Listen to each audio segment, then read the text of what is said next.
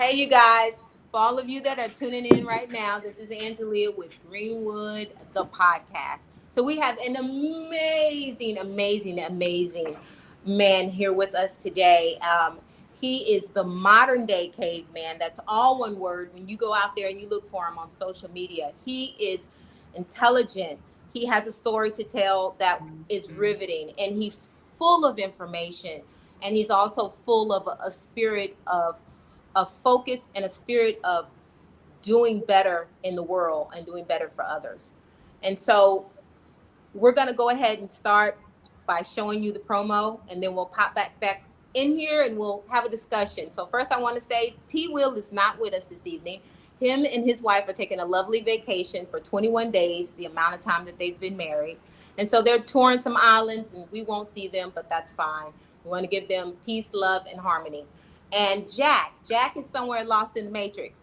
So Jack is supposed to be on this call right now with us and you, but he's having a little technical difficulty. So if he can jump in, you will see him here later. But we'll go ahead and kick it over to Flex so he can get us with that beautiful promo going.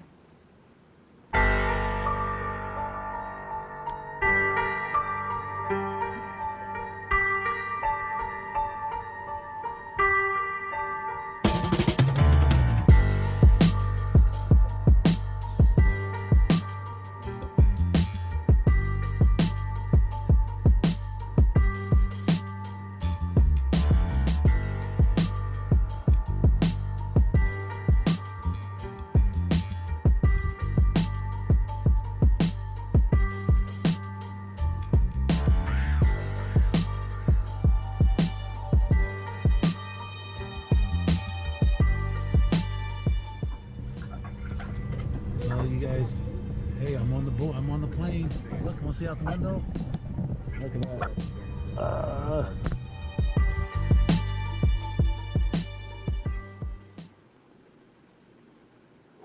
All right.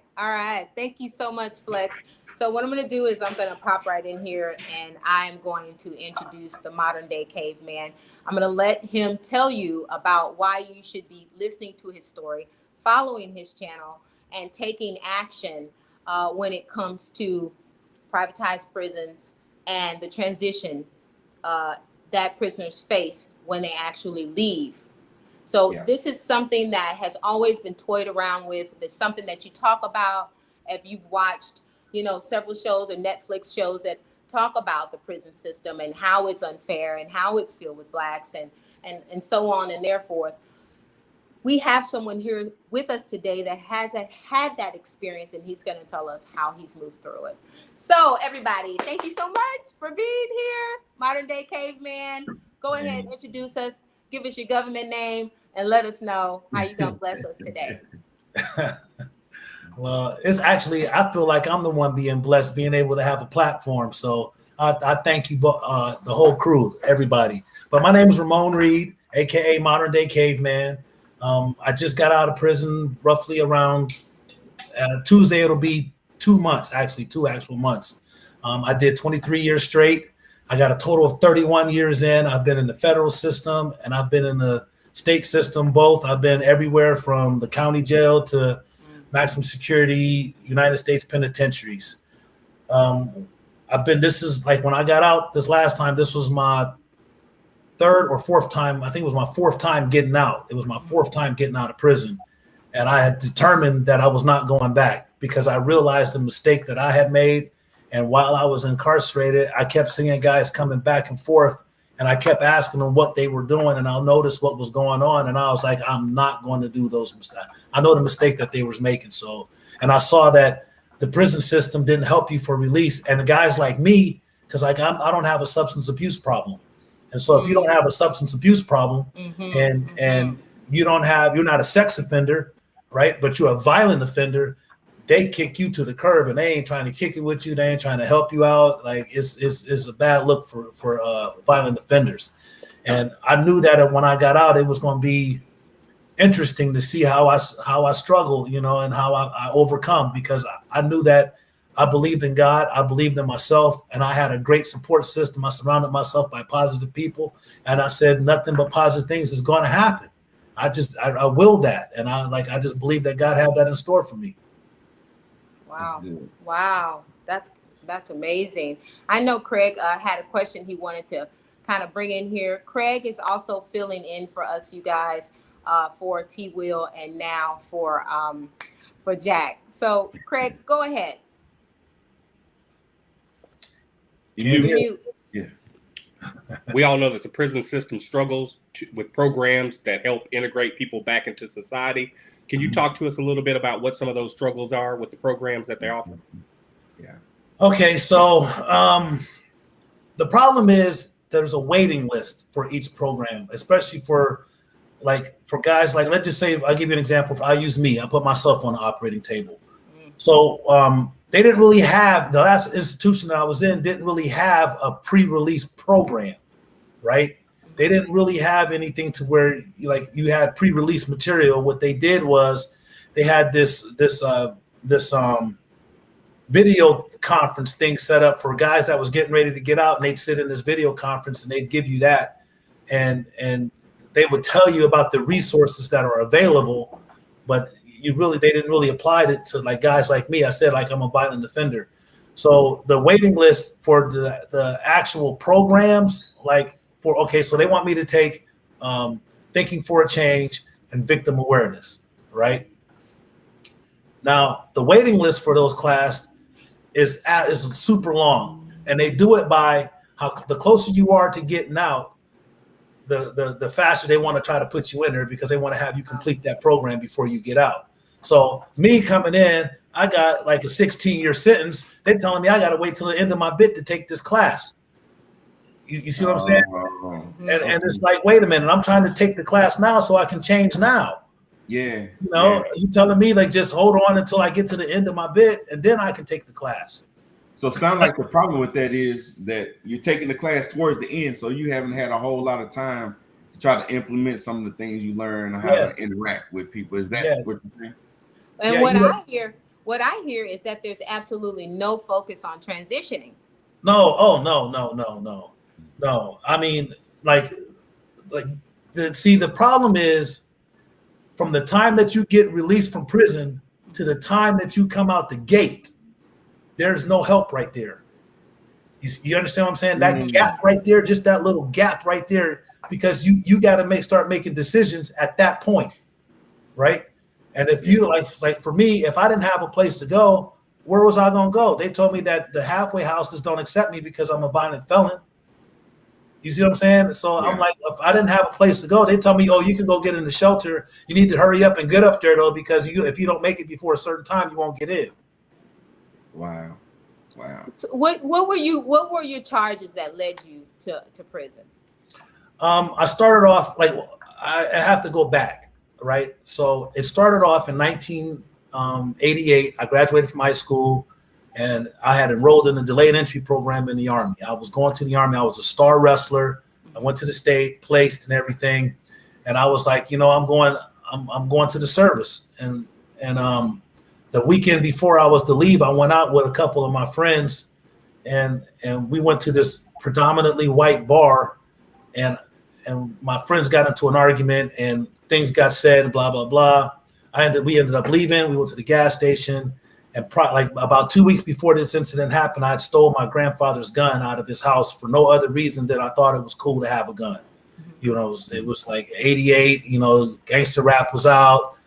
The guys was, it was just one of those things. I thought it would be cool to have a gun. I didn't have no ulterior motive. I just wanted to show off that I had a gun. So that night I had the gun on me, but it was in the glove compartment and it was unloaded. And I had the bullets in my shirt pocket, in my jacket pocket. So we got into an argument. All the guys, everybody had weapons. Except for the two guys that I were with, everybody else had weapons. I had a gun. One had a nightstick. One had a crowbar. One had a Louisville Slugger, which is one of those little baseball bats, and the other one had a crowbar. And so we got into a big old argument, man, and they beat me up pretty bad, and they were trying to kill me. And I got 37 stitches across my lip here. I had 18 stitches back here. Wow. 12 stitches back here.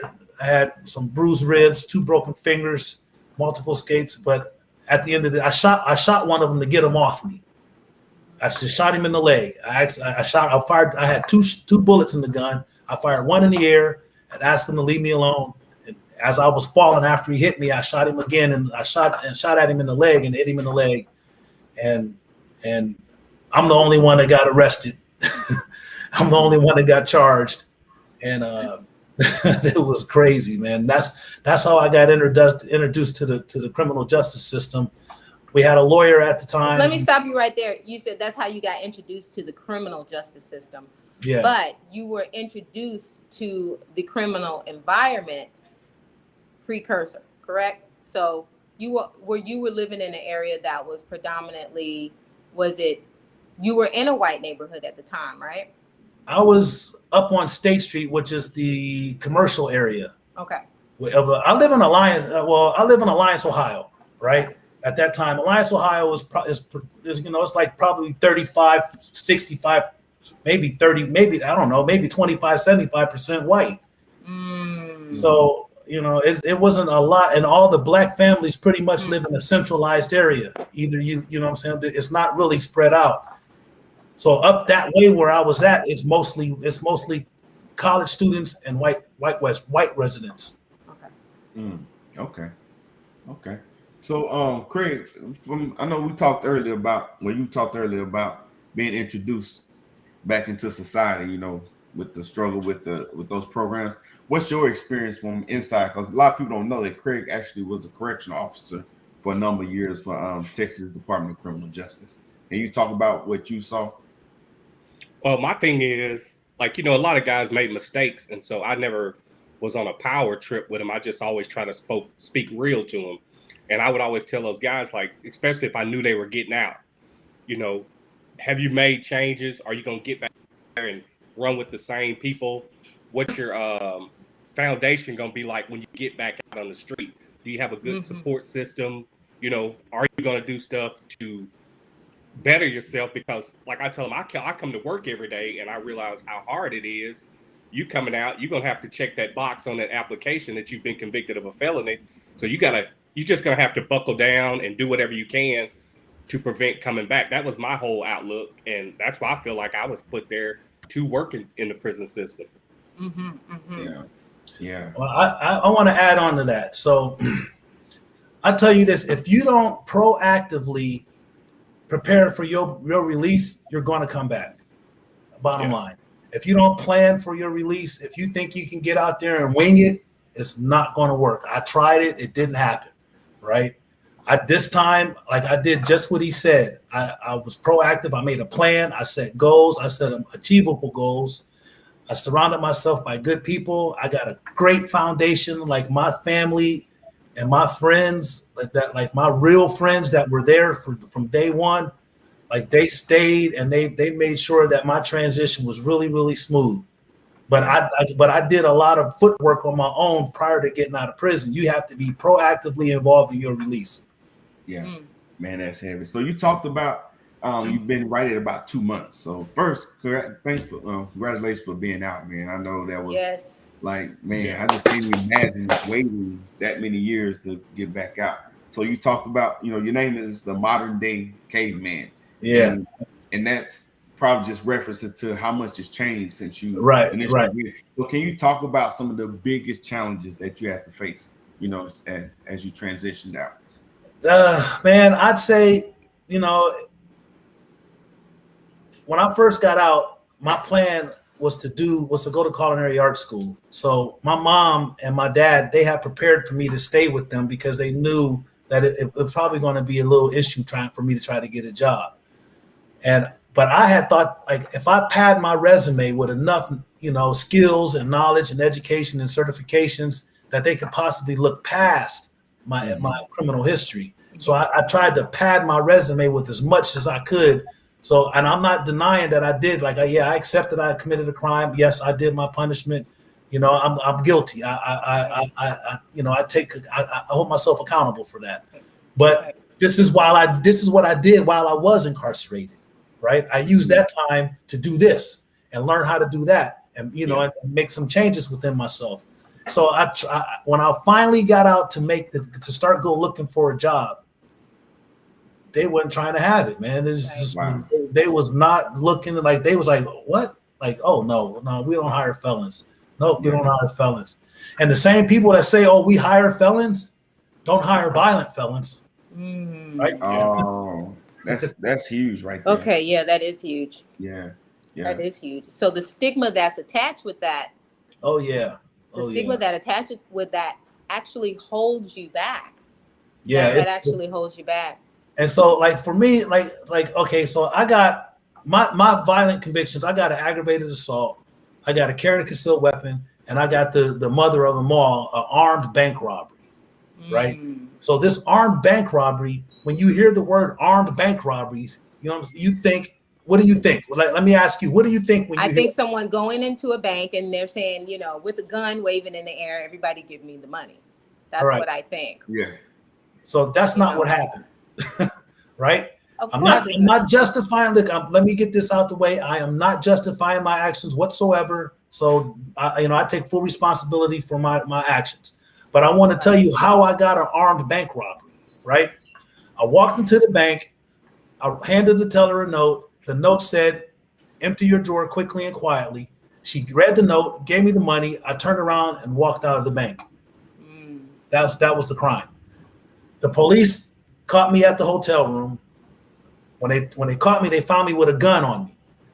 And you know that statement that says anything you say can and will be used against you in the court of law? They asked me, hey, did you have that gun on you when you went into the bank? And my dumb butt said, yeah. And they said, thanks. Yeah. And they charged me with armed bank robbery because I knowingly went into the bank and robbed it with a gun on me. Even though I didn't use it, they didn't see it, I didn't brandish it or show it or nothing. And that was my next question. So whoever represented you, did you let them know that you never brandished a weapon? Yes. Weapon? Yeah.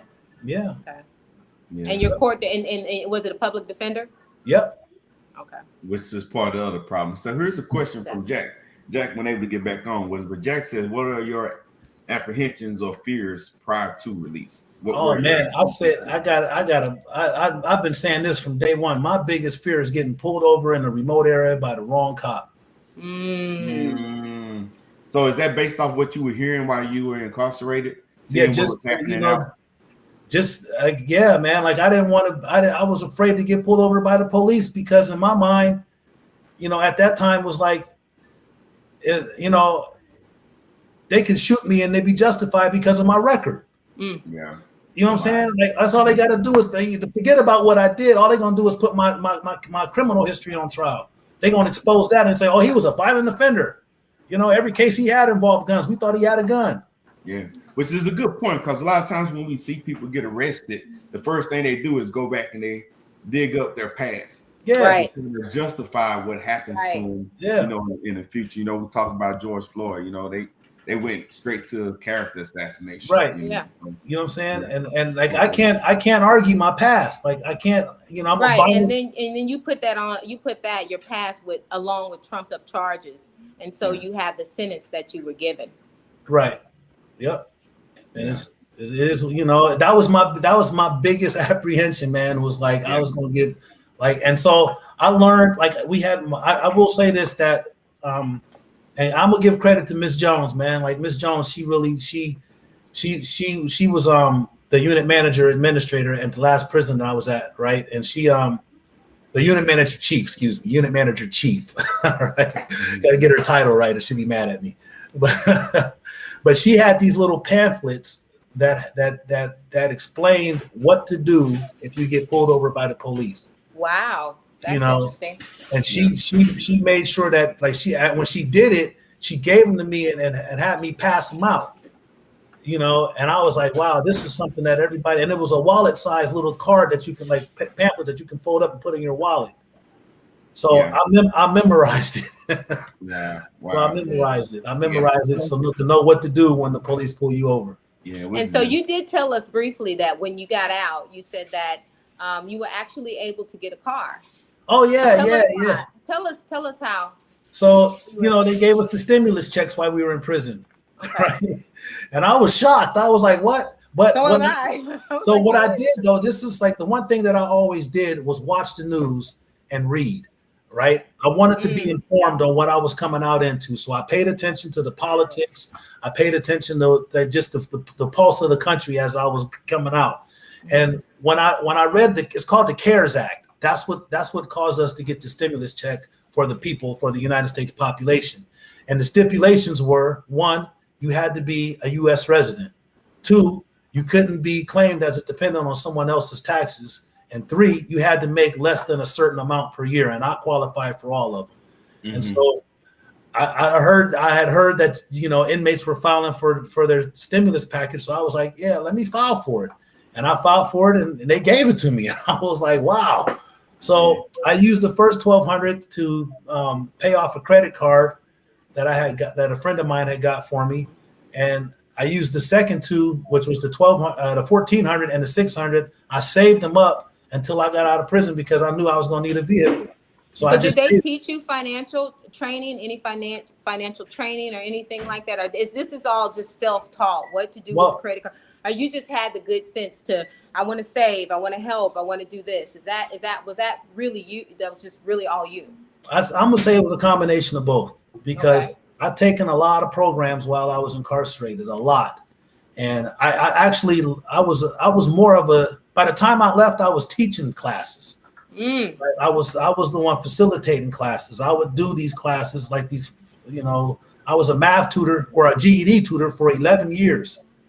So, I'm like, I learned a lot. Like, that was my thing, was I'm an information junkie. I want to learn as much as I can. And I kept learning till the day I got out. Yeah, that's good, man. That's good. So, and Craig, you jump in whenever you want, but hey, you talked about getting pulled over. So what was the pulse like on the inside when all these things were going on with the police and all that? Was the correctional officers' relationships with the inmates, was it challenging? Was it strained? So I was cool. I worked for staff. That was my job in the last prison that I was at. So when all of this was jumping off, I was very useful in prison because I was the staff. I was unit staff clerk. I was the GED instructor. A computer class instructor. I was the rec aide. I was the rec clerk. And so I worked with a lot of staff. And the one thing that I can say is, there were people on both ends of the spectrum that I was able to talk to, and the fact that I was able to have conversations with white guys that are Trump supporters, right? But we were able to have conversations without getting in our feelings or emotions, and that was the biggest thing for me, is that I was able to educate them on how a black man feels and how he sees something. Because, like, I can tell you one conversation that I had. It was one of the staff members, he's a white guy. He was like, man, I don't like when they say Black Lives Matter, man. All lives matter. And I was like, listen, I said, let me explain to you what that means, right? I said, that's like going to a cancer rally and they're all talking about cancer and what it does. And you stand up and raise your hand and say, how come you're not talking about AIDS? Right. You know what I'm saying? I was like, I'm not denying that all people matter. That's not the issue, but the focus is on us. Right? You need to see what we see and how we feel. And so I'm not telling you, I'm not disclaiming or saying that discarding your feelings or saying that no other lives matter. I'm just saying that right now, at this moment, Black Lives Matter. Black Lives Matter. Right. It wasn't and we was able to have a dialogue and with a lot of different staff members, man, about just certain things. Everybody felt how they felt. Yeah. So I have a question. So you have a lot of things that are coming up on your plate. And on the second half, we are going to talk a lot more about some of the trials and tribulations that you actually have to go through as, as a newly released felon. So I wanted to quickly just basically ask you a question. As far as your family is concerned, how did they maneuver through your incarceration? Man, my family stayed with me 100 the whole time. Like, I never had an issue, but really my mama was and my children, right? My family, I'm cool. My family was with me 100%, man. They all supported me. My mama, she made sure that everybody knew. I made sure that I stayed in contact with my children. I couldn't be there for them physically, but They knew that I was there. They knew who I was. They knew I had influence in their lives because I could talk to them. I had a relationship. Yeah. So even my son, I wrote him all the time, and he never wrote me back, not one time. But I didn't care. I kept writing him anyways. Yeah. Right. That's interesting. And I just was like, nah, look, I'm going to establish a relationship with him. And I'd call him and talk to him on the phone. And my daughter's the same way. Even my grandkids, I didn't meet my grandkids till I really came out of prison, but they love grandpa. Yeah. So, here's a question from Jack. He said, was there a moment during your incarceration that made you take your future and eventual release more serious? Or was that always what motivated you?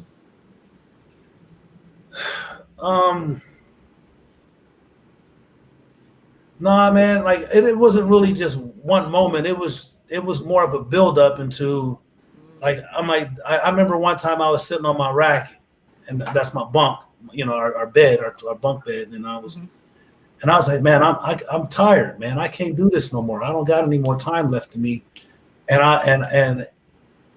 I just decided to do better. I just decided to be better and do better. And I started actively seeking out programs that'll help me change. I went to mental health and I explained to them how I felt. And that I said, I think, I might be suffering from something. Then I learned that I was suffering from PTSD. Mm-hmm. So, and it was just, it wasn't just one moment that decided to make me want to change and be better. Outside of now that's just in the carnal sense. But, I gave my life to Christ while I was in prison, but it was in the later half of it was in the way at the end of my bit. And it was 2 COs that led me to Christ. Mm. So, and that changed everything. I mean, everything. Yeah. Once you give your life to him, man, he did what he was supposed to do. Yeah. I've got a question I want to ask real quick. I don't want to change gears too much, but where I live, you got a lot of kids that are big into so-called gang life. What would your message be to young kids that are on the wrong road, about prison and what it's like when they go to prison? So what would you tell them to avoid prison? So if you're I was a gang member, right? I was a gang member for a lot of years, man. And I learned that when it all boiled down to it, they don't really care about you. It's all about numbers. That's what they want to do. They just want the most, whoever got the most. Because when it came down to it, they all turned their back on me and left me hanging out in the wind by myself. And when I had to face the charges, they was all like, I don't know what he's talking about, and turned their backs on me and left me out there, man. So they never care about you. It's not, you might think they care about you because they flashing stuff in your face and saying, we got your back, young homie. But in the end, you got to be your own man. You got to be your own man. You got to step up. You got to stick your chest out, and you got to handle it as a man and not as a follower. Mm. That's important, man, because what I'm saying, they got you back on the streets, but when you're in the cell behind you, I'm sure you never heard from a lot of them that supposedly had you back, right? Is that your story? I was a gang member. I didn't become a gang member until I went to prison. That was the crazy part. And I thought it was, it was something to do, man. Yeah. But they ain't really, it's all about numbers in prison, man. That's all it's about. Numbers. Who got the most? Yeah. So Lauren Boss says, thank you for coming on and sharing. She was wondering what service, if any, are available for inmates who want to resolve mental health concerns, specifically related to childhood trauma. And if those services are available, could you share a little bit about it? Okay. The one thing I will say about mental health, right? Mental health is underutilized and overworked. Mm-hmm. Period. You know what I'm saying? Yeah. Mental health helped me out a lot. I have to give them that because they gave me the opportunity to come in and talk about some things that I needed to identify. But there's a stigma that comes along with going to mental health. You know what I'm saying? Asking for mental health. You thinking that you think that people look at you and be like, oh, he crazy, you know what I'm saying? Or he got to go see the psych because he nuts, or he can't handle it or whatnot. So Then you got that stigma that comes out when you come out, and under the mental health caseload, they think you're a problem. Now you're a felon and you got a mental health problem. So and you black, you know what I'm saying? So, and you're a violent offender. So it's like all of these things intersect and makes it bad. But the mental health professionals that I had to deal with, man, they were instrumental, but they're all overworked, overstressed, and underutilized. Yeah. I will say that in Texas, TDCJ, it's basically like they don't even have the proper mental health care for some inmates, because some inmates have issues where they don't need to be at a prison. They need to be somewhere where they can receive that specialized help, as opposed to what they offer within TDCJ.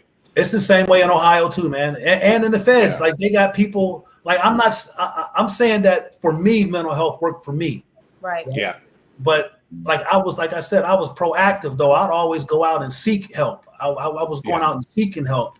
But for guys that don't go seek help, like the prison don't care. Yeah. they really like, you know, if the only time they care is when it becomes a problem. Yeah. You know what I'm saying? And that's when they were like, oh, but maybe, you know, then they do the minimum, the bare minimum.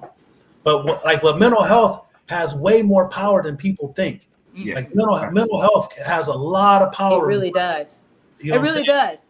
And I think a large amount, even if you look in California, you look in places that are largely populated with the homeless, a lot of that is mental health issues. A lot of that is the issues where people, you know, where people can't get out, they can't get places to live. A lot of times you have people that are released from jail and they wind up on the street because it's so hard to obtain an apartment or a place to stay, which leads me to your next question. So I know that you've experienced a few trials and tribulations since you've gotten out. I know that there are some bright spots. One is that some major publications have picked you up and wanted to tell your story. And so now we move into the backdrop of why you're here, why you're telling your story. You want to bring awareness, but you also want to bring awareness in the fact where there are some things that are broken when you guys reach the society that you are now going to be maneuvering in. What do you feel like you have had to endure based on, you know, you being released and your background when it comes to finding homes and finding a job? So I'll start off with finding a job first. I'll make it real quick about that. Like I said, I was taking I had made a job of finding a job. You know what I'm saying? So I had my resumes typed up, but here's the problem. So in prison, I had learned how to prepare for an interview, right? I learned how to dress for an interview. I learned how to fill out an application, right? But I didn't know how to fill out an application online. Like when it came to filling out an application online, I was stuck because first of all, they asked me for your previous address. What's your previous residence? And I'm like, do I put the prison down? Is that what I do? What about your work history? I can't explain it to the computer because the computer is saying you got to pick one of these options. And I don't have one of those options. And so I'm like, how do I feel? Like I was so frustrated trying to figure out how to fill out an application because I can't have an interview with a computer. You know, I can't explain to the computer this work history gap. You know what I'm saying? Yeah. So, but I got blessed again. God been opening these doors for me again. And I'm just gonna say it like it is, man. God put a person like Rico. He invited me to come speak at his group. He works at a rehab center, actually where I'm at now. And he asked me. He knew me from previously going to prison, and he had been following me since I came out. And he was like, "Dude, like I know you changed. I see it. I'm seeing you. I know you, man. Like you changed." He was like, "Please come here and talk to my guys." And me coming to talk to his group led to his employer wanting to interview me and talk to me and offer me a job. Wow. And that's how I got in. And his attitude was, he said, "Are you the same person that you were then?" I said, "Nope." He said, "Okay, we're moving forward." And that happened and let's reiterate that happened in how many weeks has it been since you've been released? It's been about 8 weeks, but that was like the beginning of the third week when I got out of prison. That's when I came and got this job. It was 3 weeks exactly, actually. Now, tell us a little bit about your experiences trying to find your own place. Oh my gosh! All right, so just so y'all know, I'm getting ready. I'm getting ready to leave this job, man. And congratulations! It's crazy that I'm leaving it because I'm stable here, but I got an opportunity to go to Cincinnati, right?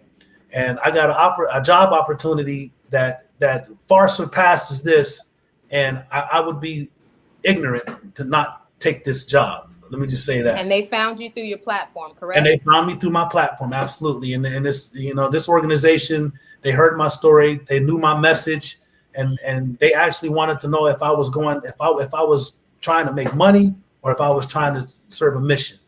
And when they interviewed me, they realized that I don't. It ain't about the money. I'm trying to bring awareness, man. I'm chasing the mission, right? So it ain't about the money, like not with me, and because I just want to bring awareness. I didn't start this channel to make money. I started this channel to bring awareness. But so I took the job, and they was like, okay, we're going to get you an apartment, right?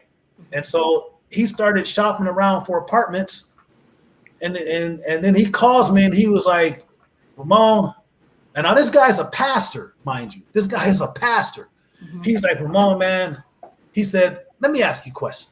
I'm like, what's going on? He said, your conviction is it like, how long ago was it? Was it over 20 years? And I was like, yeah, it's been over way 20 years. And he was like, man, I can't get you an apartment. And I was like, what? He was like, man, these apartments, he said, I done been through 5 different places, man, and they won't hire you. They won't let you in because you're a felon. Wow. And I was like, wait a minute. I said, dude, my felony is 20 years old. And he was like, man, I just don't understand it. He was like, I went to him and he was like, maybe, he thought that if it was after 7 years that they didn't care. And he was like, man, they is not trying to let felons in their properties. And especially not because he didn't want to put me in the hood, right? Mm-hmm. So he's trying to get me a nice place. And they was like, no, you can't. We're not hiring felons. I mean, we're not allowing felons in. And it was just like how, like in my mind, I'm like, okay, I served my full sentence. I paid all my fines and restitutions and court costs. Mm-hmm. I came out of prison. I got a job, I got licensed, I got insurance, I got a vehicle, I got a bank account, I got credit cards, I got a 700 plus credit score, right? But you telling me that because I got a felony that's over 20 years old, none of that matters. It's people out here don't have a 700 credit score and they have never been to jail. So, I mean, the fact that you came out and you're doing the work, I think is amazing. But my next question is that how many times what is the recourse to this? Like, what do you plan to do? Or, is there some type of resource or something that you think you might be able to set up to help felons not go through this? Are people that are coming out of, your same situation, not have this experience? So let me say this first and foremost, that any door that man closed, God can open, right? So I got an apartment. I got my address. I'm ready to go. I'm in a good congratulations. You know what I'm saying? So like I said, any door that God wants open, he going to make it open, right? But yes, the reason why I'm going to Cincinnati is because I'm going to be part of a foundation that is going to create a program where guys coming out of prison don't have to deal with that, right? They're going to come out of prison. They're going to have a place to stay. They're going to have the foundation that they need. We're going to give them skills that they need to require. We're going to give them the training that they need. If they need mental health counseling, we're going to give them that. We're going to provide that. But the whole thing is that I'm going to be part of a team that's going to create a program that's designed for guys like me. You know what I'm saying? Right. And that's what it's like. We're going to handpick the guys that come out into it, and we're going to show you how we can do it. And you know what? That's good you said it, because when you see the most meaningful change, and whether it's in your situation or politics or other social issues, you have to get people on the ground that understand your story, people that's lived your story. That's usually when you get the most traction or the most movement in those areas. So is there any talk or did you experience any talk when you were incarcerated about serving in that capacity, whether it's in politics? I know there are limitations in what you can do politically, but there are things that you can do as like community activists, leaders, pastors, things like that. I think for me, I think that's where you can make your best move, is to get people in those positions that can help make those decisions. Well, I'm a firm believer in you start in your own backyard. You know what I'm saying? You start in your own backyard, man, and you start cleaning up your backyard, and you can go forward from there, right? Explain that, what you mean. Go ahead. Explain what you mean, clean up your backyard. Well, it starts with like where I'm going in the community that I'm going to. Like there's the foundation that I'm going to be a part of. They got community. They're cleaning up their yard. They're cleaning up the whole community, and they've got councilmen and politicians all on board, right? And that's that's the foothold that I'm coming into. Yeah. And so I'm bringing my knowledge from the inside, and my insight on what is needed, because I'm a walking testimony of what this is available. Like I didn't have, if it wasn't for my family, I'm telling you, I got a strong, like my brother Craig said, I got a strong foundation, right? I got a strong foundation. And I got a foundation now on social media, because social media helped set me a foundation too. Because, yes, it did. And I got to give a credit, and I call them my fam. That when I say what's up, fam, I'm talking to all my social media people out there that have been supporting me, that sent me money. I got matter of fact, I'm gonna tell you this: the computer that I'm using right now to have this little podcast was donated to me by one of my subscribers. That's love. You know what I'm saying? Oh, wow. Because they understood what I was trying to do. And I'm not, like I said, I was just coming out here and I'm just telling my story. And I know that, like, if I don't stand up and say something, I'm going to stand up and scream and shout and be like, look, this is what needs to happen. And so you were found on your platform. Yes. And then once this company picked you up, we want to talk about your first, and I know I've been talking a lot, so I'm gonna let you guys jump in here. We've got some amazing questions, but I definitely want to talk about why you named Modern Day Caveman. Talk about some of your first here, and tell us what you're doing on your platform.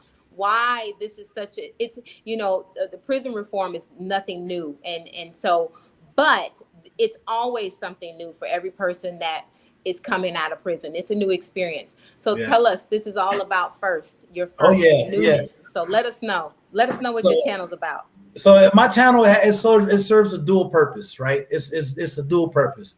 First and foremost, like I created it to bring awareness, right? Just to bring awareness to the plight that guys coming out of prison face and how we overcome, because I know God showed me that I was going to be successful. He didn't say I was going to be rich. He just said I was going to be successful, right? And that's all I want to do is just be successful, right? And that's me. And that means getting this message out here that we're talking about now. But the other part is all these first things that I've never, ever done, right? Because I've been in prison for like over half my life, right? So I've been in prison for 95% of my adult life. Wow. And I turned 52 yesterday. Wow. So congratulations. Right. So happy birthday. Happy belated birthday. Thank you. So I've been wanting to do, like, it's just so many little things that I had never done. Like I'd never been to Walmart, and people were like, "You want to?" Like they was asking, "Where you want to go when you get out, man? What you gonna do, man?" And I was like, "Yeah, I'm going to Walmart." They was like, "What?" Like Walmart? I was like, "Yeah, I want to go to Walmart, man. Like I want to go on a boat." And I actually got somebody like, another subscriber. Saw my channel, has a boat, and was like, "Hey," invited me to the boathouse, and was like, "I'm gonna let you get on the boat." Right. And like I got, like, it's just a lot of things that I've never done. I've never seen the ocean, never been on a horse. Wow, you've never seen, but you've flown over it now because you just I didn't fly over an ocean. I flew over one of the Great Lakes. Okay. Right. And that's a big difference, right? But it was big. That was Chicago. I never rode a horse. I've never. Wow. I want to go skydiving, right? I want to go bungee jumping. Wow. I want to go to a haunted house. I've never been to. Now they don't bungee jump too much anymore. Everybody's zip lining is really big. Yeah, I want to do that too. I ain't never been camping. What about motorcycle riding? Huh? You ever been on a motorcycle? No, I never rode a motorcycle. Boy, Craig, you're gonna have to hook you up on that, man. You've never been on a motorcycle. I've been on the back of one. No, actually, I've been on the back of two when I was a kid. but I've never driven, like actually rode one myself. Best feeling in the world. Hey, I keep hearing about it, man. I already know that it's 1 down and 4 up. Woo! But are you also aware that if you ride, you must fall? Hey, listen, my mom would say, I told my mom I want a motorcycle, and she was like, no, you don't. No, you do not. It's only two. It's only two kinds of riders. It's only two kinds of riders: the ones that haven't failed and the ones that have already failed. That's right. I'm in the already failed group. So have you, man? Yeah. I have fallen. I burned the back of my leg like I am in the club. Hey, can I answer this question? Can I answer this question that just popped up? It says, "How are you adjusting to the amount of love that people show you?" Oh wow! Absolutely. Go ahead. Yeah. Yeah. So I am like, if you. I would never in my wildest dreams imagine that I would receive such a warm welcome from people I don't even know. And it just lets me know that God is good, man. And I'm adjusting well, man, because if it wasn't for the love and support that I get from family and friends and my social fam, I don't know where I'd be, man, because they've been supporting me from day one, man. And that adjustment is it's like, it's humbling. I'm telling you, it's humbling to have somebody love you enough to where they'll tell you outright on social media, we love you. Or they'll send you a computer. Yeah, send me a computer. Like what? Like I was like, wow, man. Hey, B, I'm gonna give you a shout out. What's up, Brian? Thank you, bro. Like you just commented on the amount of love you get from people. Do you feel like that makes you want to hold yourself to a higher standard? To stay on the straight and narrow. It's like you got a lot of people behind you. It ain't even, man, there's no issue about me staying on the straight and narrow. I ain't going backwards. I'm not coming off this road, man. My eye is on the mission. So you ain't got to worry. That's not the issue. And by holding myself to a higher standard is, I don't have to please man. I got to please God. You know what I'm saying? Right. And I ain't trying to be like, smart about it or nothing, but like, I'm not going to do anything other than what God tells me to do, period. I like that. That's good. Hey, so let's, we got a couple of questions from DM Drake, one of our YouTube followers. Shout out to YouTube. He said it's generally prison discharge date is what they refer to. So he was referring to earlier when you was having the issues finding somewhere to stay. But he said they make you wait 7 to 10 years after discharge to allow you to get the rest of, to get with the rest of society. It's part of the scam. And I think he's right when he used that word scam. Like, how do you tell people like, hey, you have the standard now to integrate, but hey, we're not gonna let you live, anywhere comfortable, or we're gonna give you trouble or challenges when you're trying to find somewhere to live, find somewhere to work. So what do you have to say to what DM Dre just said? I say the youngsters say this: facts. Yeah. Right? You catching up with all the lingo too. Yeah, that's what they say. So I learned that. I like that one. That was a good one. Facts. You know what I'm saying? I ain't got to add to it because y'all know, man, it's all about that mighty dollar, man. That's right. It's all about that mighty dollar. And that's why they rush you out, because they can no longer make any money off of you. So why would they make money off of programs that won't benefit them? Because that would be taking money out of their pocket instead of putting that money in from privatized prisons. So I think that has a lot to do with it. And he's right. He's saying, he also said in another question, he says that creating a halfway home program that isn't a scam would be amazing. And that's somewhat, and you probably won't call it a halfway home, but you'll call it something else. I'm gonna call it it's gonna be a positive transition center. I like that.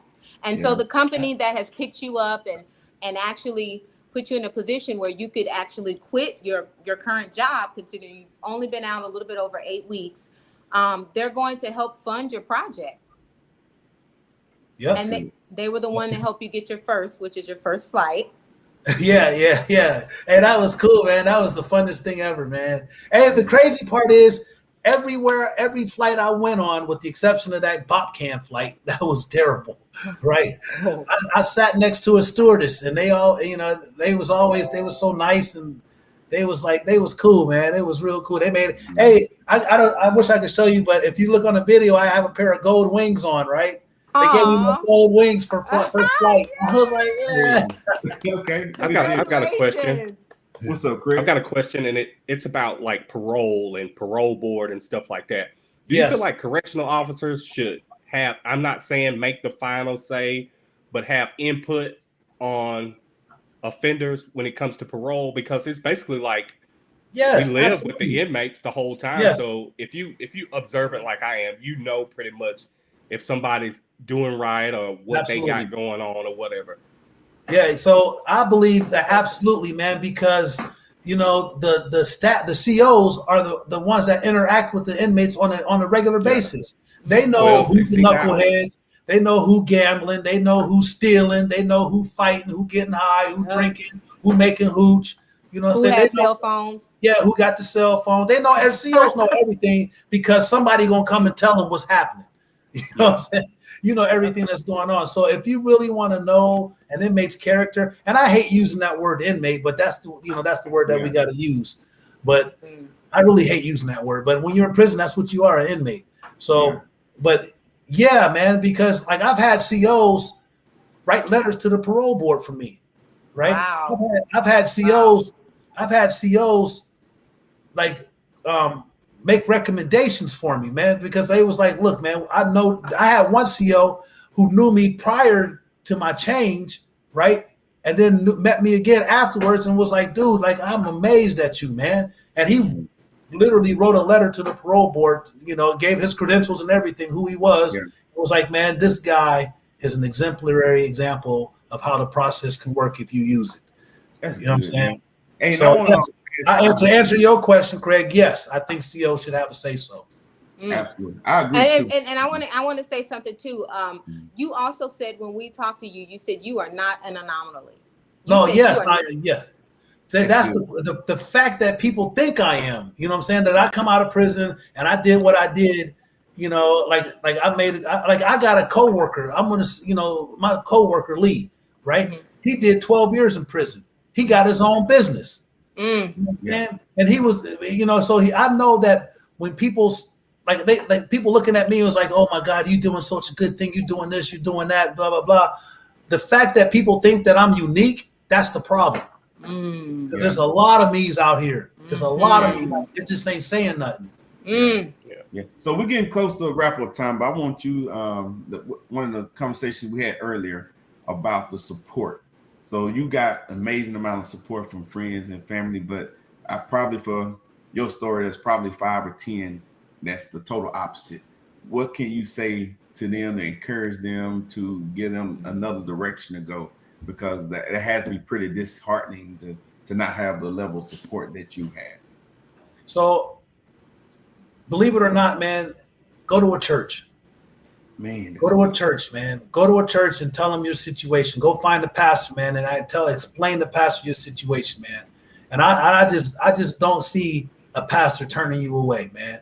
And then his following, his constituents flocking around you, man, and accepting you. And that's if you genuinely want help. If you genuinely trying to get yourself established. If you want some mess, man, you're going to get what you put out in the world, I promise you, man. You're going to get just what you put out into the universe is what you're going to get back. But if you genuinely want to help and you don't got a support system, man, call me. Look me up on Facebook, man. Look, you can go to my Facebook. It's Ramon J. Reid, man. Send me your information, man, and I'll point you in the direction that you need to go. Do you think that when they re-enter the society, should they go back to the same neighborhoods? Absolutely not. So I want to say this. I'll give you a quick thing. The one thing I learned about guys that coming in and out of prison was they was caught in a cycle, right? Mm-hmm. They would say, okay, well, I'm not going to do this anymore, and I'm not going to do this, but I'm going to still do this, and I'm going to do this a little bit differently, and I'm just going to do this one first instead of doing it that way. And then they get flustered when they get back in prison. They wonder what happened. You in a cycle, man. If you do anything within that cycle, it's going to repeat. It's going to revolve. So what you got to do is you got to remove yourself from that cycle, and that means if it's family, if it's friends, if it's environments, if it's substances, if it's thought patterns, whatever it is, everything that's within that cycle, you got to throw it out the window. Everything and start. And here's my statement. If you want what you've never had, you got to be ready to do what you've never done. Man, that's heavy. That's heavy. Ramon, I'm gonna put you on the hot seat. I'm gonna ask a few questions. We just want to kind of get to know you a little bit. We just want to know, you a fried catfish or a tilapia person? Fried catfish. I ain't eating no catfish. I am. But there's a reason. There's a reason for that. I have to tell you another time. There's a reason for that. Okay. All right. Okay. So you sweet tea or soda? Sweet tea. Okay. Good Times or Sanford and Son? Ooh. Got him stuck. Ooh. I'm gonna have to go with Wheezy. I gotta go with Fred, man. I gotta go with Fred Sanford. Yeah. All right. Michael Jackson or James Brown? On what level? When Michael Any Jackson level. was dark skinned. No, Yeah. okay. Well, Michael. See, but like both of them were performers, though, man. See, like I like James, man. I'm gonna say James, man. I'm gonna say James. Yeah.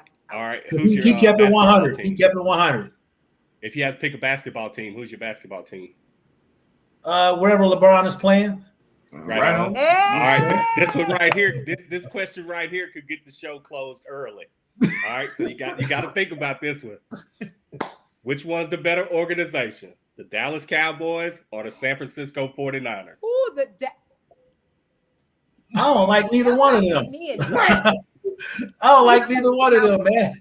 We can go ahead and close the show since he answered that question Oh, wrong. Lord Jesus. No, I see, but listen, I don't like any professional football team Really? Well, I understand why. because I'm an Ohio State Buckeye fan. Oh, man, not one of these guys. the Ohio State Buckeye. So that means you got to like the Cowboys because we got Zeke, right? I mean, Yeah. I like Zeke though. I follow Zeke though for real. I mess with Zeke for real. You know what I'm saying? But I don't like college. I mean, professional football. Yeah. Right on. Okay.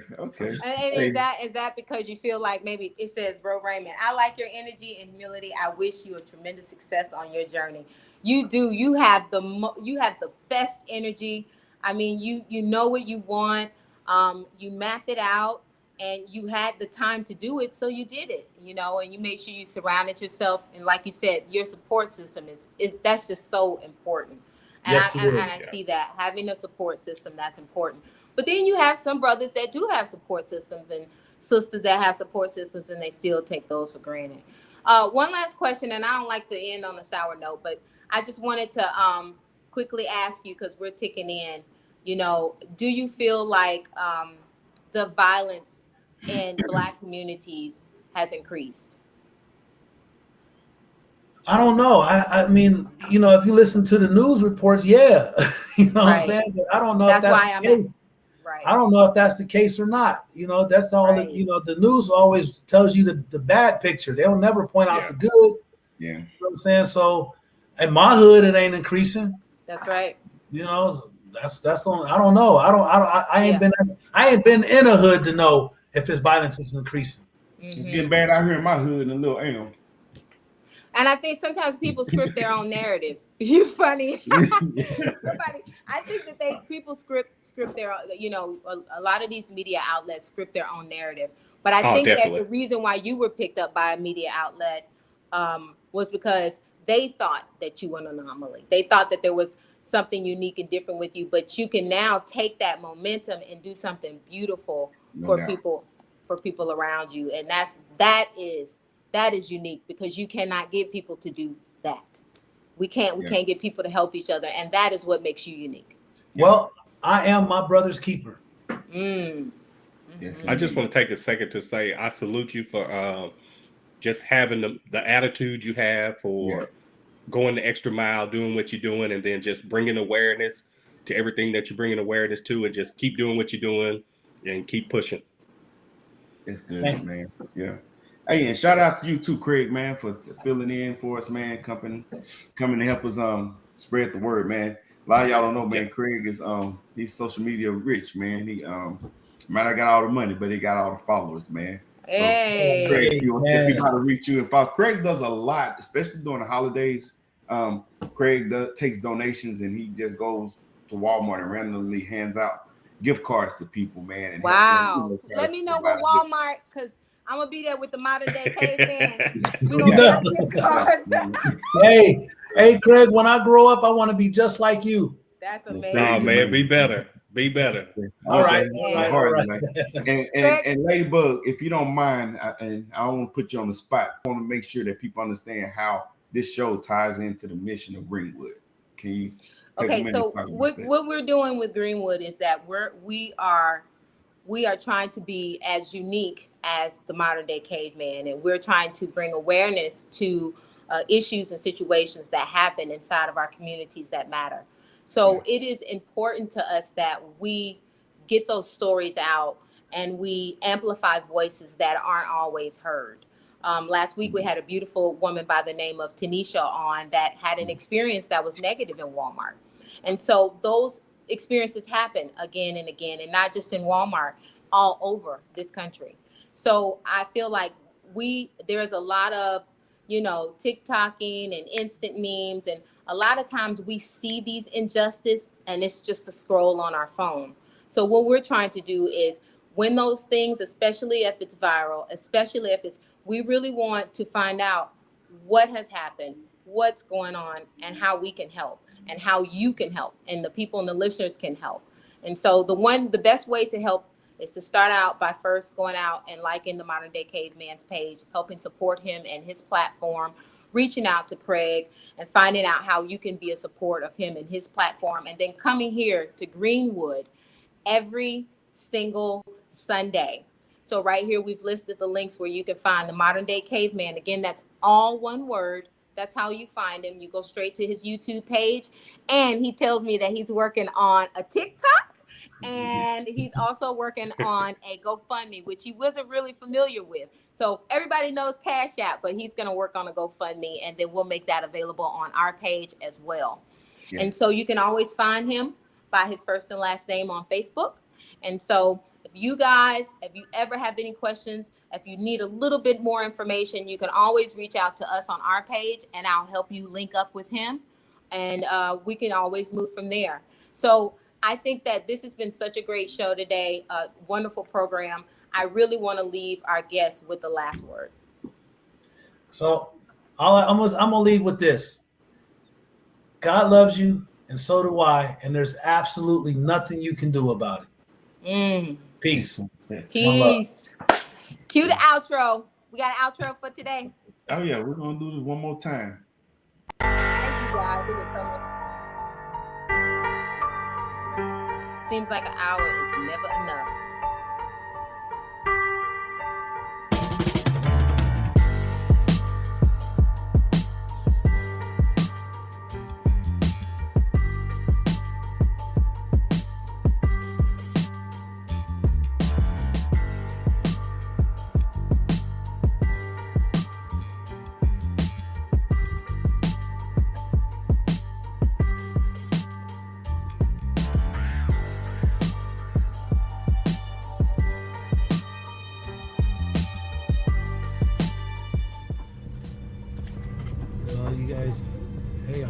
I'm on the plane. Look, want to see out the window? Look at that.